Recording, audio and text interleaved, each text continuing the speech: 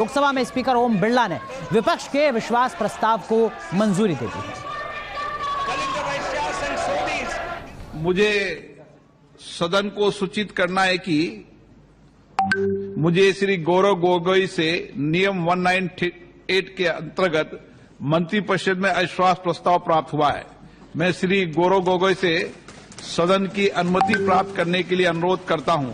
प्रस्ताव इस प्रकार है। ये सभा मंत्रिपरिषद में विश्वास का अभाव प्रकट करती है। श्री गोगोई कृपया सदन की अनुमति प्राप्त करें। अध्यक्ष महोदय, मैं निम्नलिखित प्रस्ताव के लिए सदन की अनुमति चाहता हूं। ये सभा मंत्रिपरिषद में विश्वास का अभाव प्रकट करती है। मैं उन सदस्यों से जो इस प्रस्ताव की अनुमति दिए जाने के पक्ष में ये अनुरोध करता हूं, वे अपने स्थान पर खड़े हो जाएं।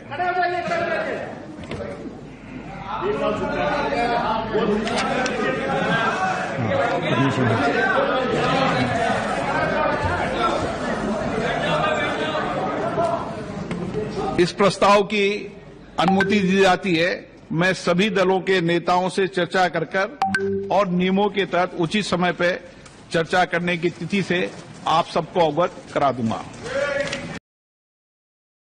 तो ये दरअसल में संसदीय प्रक्रिया का हिस्सा है। 10 दिन का वक्त होता है। 10 दिन के अंदर अंदर तारीख तय करनी होगी चर्चा के लिए नो कॉन्फिडेंस मोशन पर। लेकिन मणिपुर के मुद्दे में लोकसभा में सरकार के खिलाफ अविश्वास प्रस्ताव लाने वाले गौरव गोगोई का कहना है कि प्रधानमंत्री मोदी को मणिपुर के मुद्दे पर सदन में बयान देना चाहिए। देखिए, इंडिया अलायंस को पता है कि लोकसभा के अंदर हमारी क्या संख्या है, लेकिन ये बात सिर्फ संख्या की नहीं, ये बात मणिपुर की इंसाफ की लड़ाई और मणिपुर के भाइयों और बहनों को आज एक संदेश जाए कि भले ही प्रधानमंत्री मोदी जी मणिपुर को भूल चुके हैं, लेकिन इंडिया अलायंस मणिपुर के इस दुख की घड़ी में उनके साथ खड़ा है और उनके हक की लड़ाई आज हम सदन के अंदर लड़ रहे हैं। और हम बार बार प्रधानमंत्री मोदी जी को कहना चाहते हैं कि सदन के बाहर नहीं, सदन के अंदर आकर देश को संबोधित करें। और इस बीच कांग्रेस सांसद मनीष तिवारी ने न्यूज नेशन से बातचीत में कहा कि मणिपुर में जो हालात हैं उस पर सदन में विपक्ष चर्चा की मांग कर रहा है, लेकिन सरकार चर्चा से भाग रही है।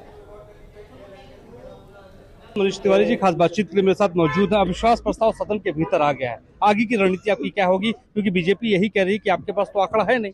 देखिए, मणिपुर की जो बहुत ही संवेदनशील परिस्थिति है उसको सामने रखते हुए सामूहिक विपक्ष ये प्रस्ताव लेके आया है।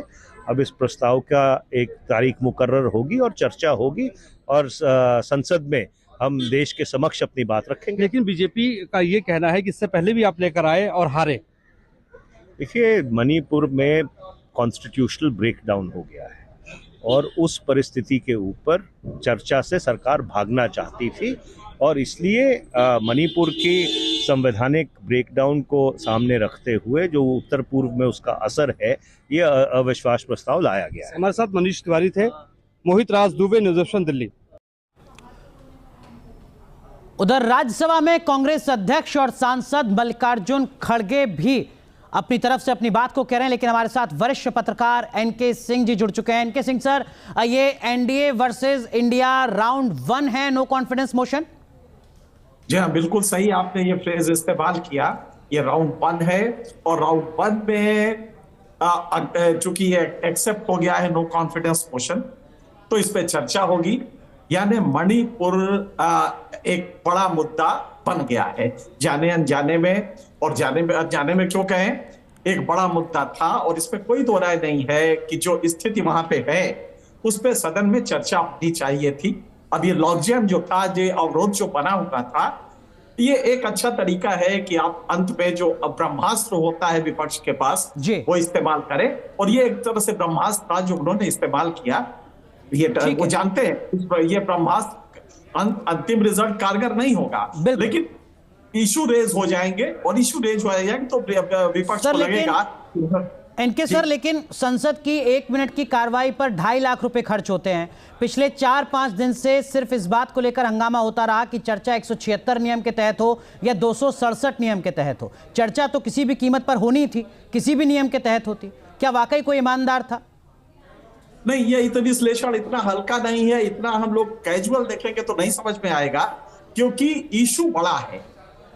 और इसमें कोई दो राय नहीं कि सरकार भी मान रही है कि इशू बहुत बड़ा है।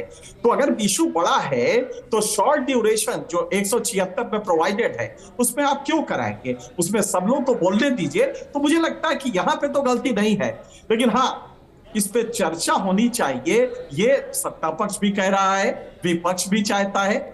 मुझे नहीं लगता कि इसमें यह मुद्दा इतना इंपॉर्टेंट है कि इस पे कौन बोले, लेकिन इस पे चर्चा हो, विपक्ष अपनी पूरी बात रखे, अपने पक्ष रखे, ये मेरे ख्याल से ज्यादा इंपॉर्टेंट था।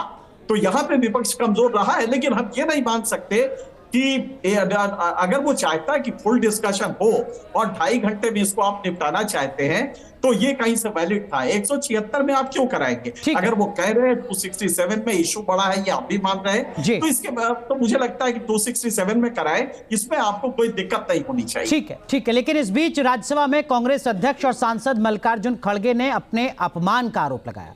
उन्होंने कहा कि जब वो बोल रहे थे तभी उनका माइक बंद कर दिया गया।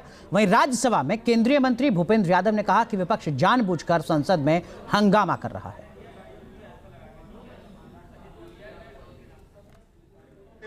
मैं ये सोच के उठा था कि मुझे मौका मिलेगा और बात करने के लिए। मैं पूरे अपने इश्यूज को सदन के सामने रख रहा था और जब 50 लोग अपना 267 पे दिए थे तो मुझे अगर बोलने का मौका भी नहीं मिला, ठीक है, लेकिन कम से कम जब मैं बोल रहा हूं मेरा माइक अचानक बंद करना ये मेरा प्रिविलेज है। अब उसको प्रिविलेज को धक्का, मेरा अपमान हुआ है, मेरे रेस्पेक्ट को आपने मेरे सेल्फ रेस्पेक्ट को उन्होंने चैलेंज किया है और सरकार के इशारे पे अगर सदन चला तो मैं समझूंगा डेमोक्रेसी। आपने 176 पे रूलिंग दे दी, सदन चलना चाहिए और लिखा हुआ है 228 में कि एक बार सब्सटेंशियल किसी सब्जेक्ट को स्वीकार कर लिया जाता है तो दोबारा से उस पर दूसरा नोटिस नहीं दिया जा सकता। लेकिन विपक्ष जानबूझ करके इस सत्र के को बर्बाद कर रहा है, काम नहीं करने दे रहा है, सत्र नहीं चलने दे रहा है। और सर जो माननीय वित्त मंत्री जी ने विषय उठाया है गलत अपशब्दों का इस्तेमाल कर रहा है, सीधे सीधे सदन की भी अवमानना कर रहा है, सदस्यों की भी अवमानना। हमारे दो सहयोगी हमारे साथ जुड़े हुए हैं, विकास चंद्रा